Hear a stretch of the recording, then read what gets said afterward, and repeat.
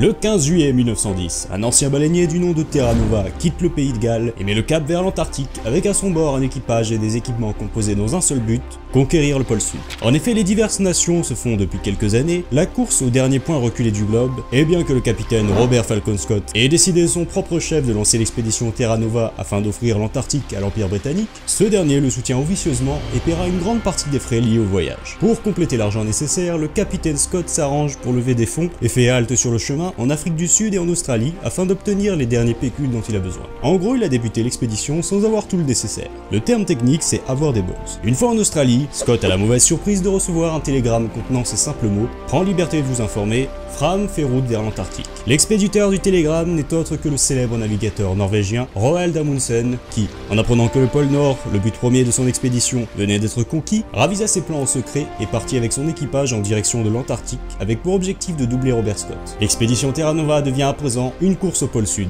Autant dire que Scott, il est vraiment pas jouasse, mais il fait mine de rien et rejoint son navire en Nouvelle-Zélande avec le reste des provisions, d'où le Terra Nova quitte le port de Lyttelton le 26 novembre 1910 en direction de l'Antarctique. L'expédition Terra Nova peut maintenant réellement débuter.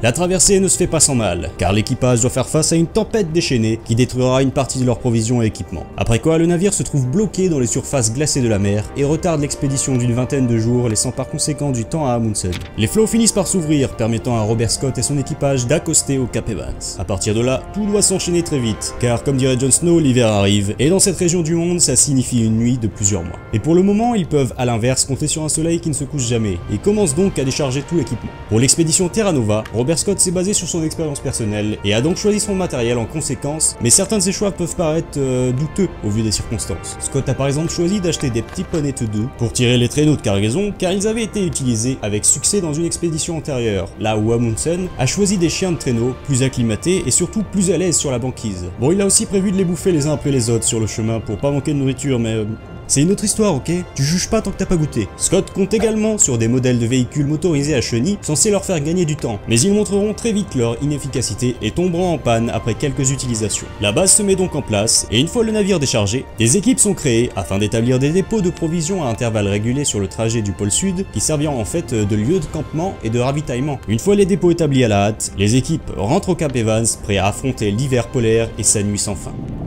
Le temps dont ils vont disposer dans les prochains mois va être consacré aux recherches scientifiques, second objectif de l'expédition, mais surtout à la planification méticuleuse du trajet final. Et c'est précisément sur ce point-là que Robert Scott se démarque de ses confrères, car il ne va laisser aucun détail au hasard, prévoyant chaque jour de la traversée en utilisant des méthodes scientifiques. Pour ce faire, il fait appel au météorologue George Simpson, qui, au moyen de relevés de température réguliers, va pouvoir déterminer le temps et la température qu'il fera dans les terres intérieures, bien plus froides que le Cap Evans protégé par les montagnes alentour. Le soleil finit par montrer le bout de son nez, et annonce par conséquent le début du printemps. Le groupe de Scott quitte la base le 1er novembre en direction du sud et du glacier Beardmore avec des équipes de soutien sur la route chargées de réapprovisionner les dépôts pour le voyage de retour. Une fois le glacier atteint, Scott doit choisir les 3 hommes qui l'accompagneront pour la traversée finale. Mais à la dernière minute, choisit d'en prendre un 4e, ce qui peut sembler sans importance, mais au contraire ça change toutes les prévisions établies jusque-là, que ce soit au niveau des réserves de nourriture qui seront consommées plus vite, que la place réduite dans la tente qui est conçue pour 4 personnes. Scott sera donc accompagné de son meilleur ami le docteur Edward Wilson, Henry Bowers, Lawrence Hotz et Edgar Evans, une force de la nature.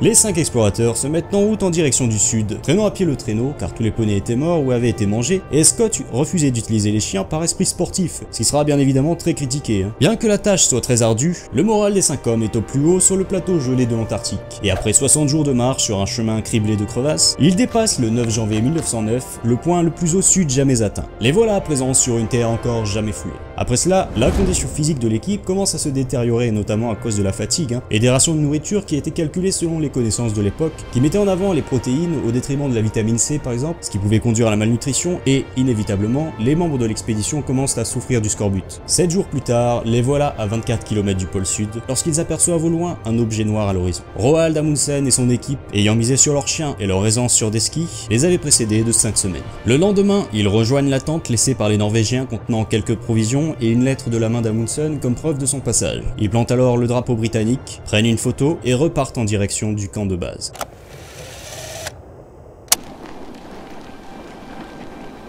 Le vent souffle violemment, la température est de moins 29 degrés.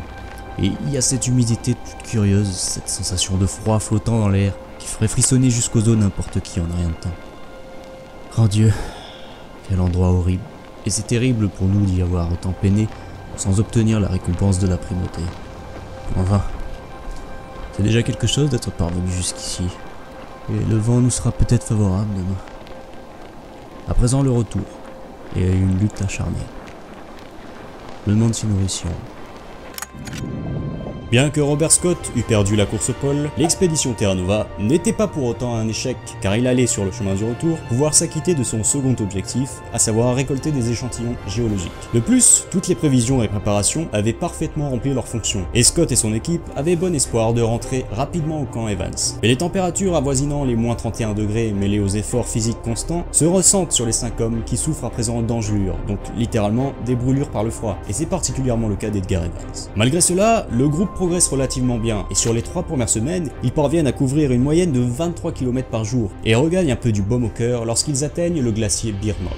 Mais malgré la prudence dont ils font preuve, Evans, épuisé par le froid et ses blessures qui commencent à pourrir, tombe dans une crevasse et se cogne violemment le crâne lors de la descente du glacier. Scott, inquiet de l'état de son compagnon, ordonne alors un repos d'une demi-journée et en profite pour récolter des échantillons géologiques qui resteront pendant longtemps un trésor scientifique. Le groupe se remet en route en gardant un œil sur Edgar Evans, mais 2 semaines plus tard, Evans, épuisé, tombe à genoux inconscient.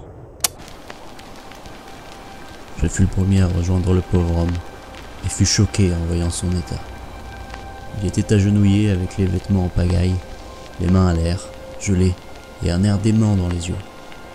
Nous le relevâmes, mais après 2 ou 3 pas, il s'effondra de nouveau. Il est mort en silence, à 12h30. Le lendemain, Scott, Wilson, Bowers et Hotz atteignirent le prochain dépôt de provisions situé aux abords de la barrière de Ross. Malgré leur peine, ils retrouvent un peu courage car le plus dur est maintenant derrière eux. Et d'ailleurs, les 6 jours suivants se passèrent sans encombre, à un rythme régulier tout en étant pile dans les températures prévues. Mais le 27 février, tout bascule et les degrés chutent brutalement à moins 37 degrés. Robert Scott est complètement dépité. Pour la première fois, les prévisions sont fausses. Là où la progression n'aurait dû être qu'une formalité, les 4 hommes se retrouvent face à la plus forte tempête polaire de ces 15 dernières années. Évidemment, c'était totalement impossible à prévoir à cette époque, même pour un météorologue aussi brillant que George Simpson. C'est alors que le froid continue, finit par geler totalement le pied d'Hotz, qui prit la décision de le laisser chaque nuit à l'air car la douleur ressentie, lorsqu'il dégelait, était tout simplement insupportable. Bien qu'il ait à ce moment totalement perdu espoir, ses compagnons refusent de l'abandonner. Mais plus le temps passe, et plus Hotz ralentit ses camarades, et le froid prend tour à tour son second pied et ses 2 mains. Un jour où la température avoisine les moins 41 degrés, Hotz abandonne afin de laisser une chance de survie à ses camarades. Nous savions que sa fin était proche, mais il ne se plaignait pas. Il se coucha, espérant ne pas se réveiller, mais il se réveilla le lendemain. L'ouragan soufflait, Hotz nous dit « Je vais un peu dehors et peut-être un petit moment ». Il sortit dans le blizzard, et nous ne le revîmes plus. Nous savions qu'il marchait vers la mort, mais bien que nous eussions essayé de le retenir, nous savions qu'il agissait en homme courageux et en gentleman anglais. Les 2 jours suivants, le moral au plus bas, Scott, Bowers et Wilson bravèrent encore la tempête et parvinrent à progresser de 35 km, faisant montre d'une condition physique extraordinaire. Ils établissent un camp le 19 mars, mais le lendemain ils sont prisonniers de la tempête de neige. Peu à peu, leur stock de nourriture déjà précaire se vide, et ils n'ont inévitablement plus de carburant pour se chauffer. Le plus démoralisant pour eux est sûrement qu'ils ne sont qu'à 18 km du prochain dépôt de nourriture, mais sont incapables de le rejoindre. Le 29 mars 1912, Robert Scott, Edward Wilson et Henry Bowers s'enroulent dans leur couverture et écrivent leur lettre d'adieu.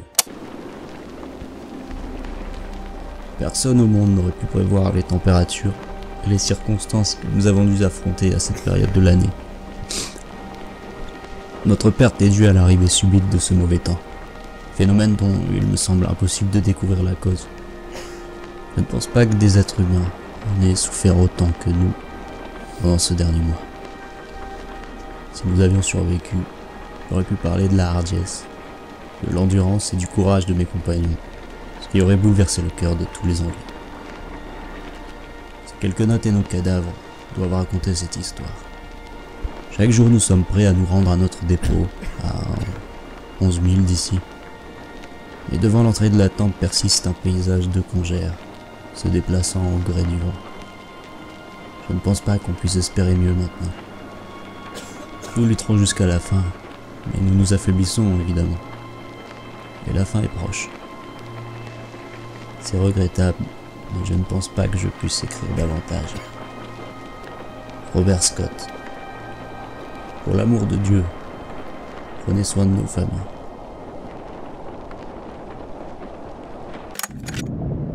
L'hiver ayant repris ses droits, la tente et les corps des 3 hommes ne purent être retrouvés que 6 mois plus tard par le reste de l'expédition. Ils étaient emmitouflés dans leur couverture, comme endormis. Le journal de Robert Scott fut retrouvé, ce qui permit à leurs compagnons de se figurer l'enfer par lequel ils étaient passés. Une fois la nouvelle arrivée jusqu'à leur patrie, ils furent célébrés en héros, et plusieurs statues de Robert Scott furent érigées en sa mémoire. Mais l'opinion publique choisit toujours les extrêmes, et des années plus tard, les décisions de Scott furent remises en cause, et de héros national, il passa pour certains à un tyran mal préparé, avec un très mauvais jugement. Alors qu'il est clair que malgré quelques décisions douteuses, l'expédition était pensée de façon millimétrée, et que Scott et ses compagnons ne doivent leur destin tragique qu'aux caprices de la nature.